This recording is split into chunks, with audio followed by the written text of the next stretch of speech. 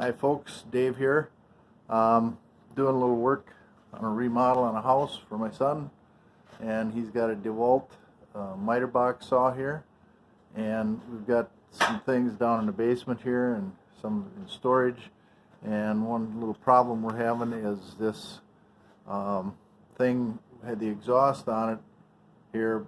When the saw is down, it blows it all up in the air and gets dust on everything, sawdust. So come up, he doesn't have a collection system or a vacuum to hook it up to right now, so we come up with a quick little fix. This is a little diverter to, instead of spraying it up, it'll push it down, won't spread it around quite as much. Made out of a toilet paper tube and a plastic cup and some masking tape.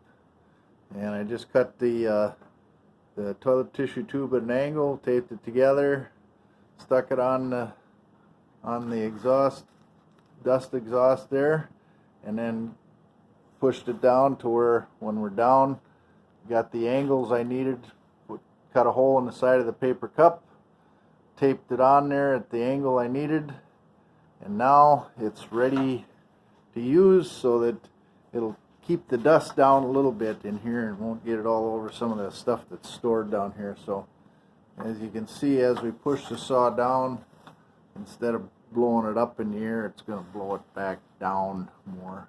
And you can adjust it a little bit, but I'll show you how this thing actually works now.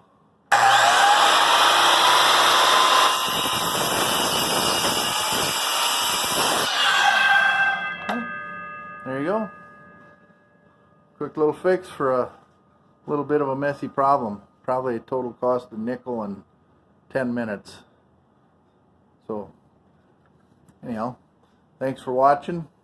Try my other videos. Thank you.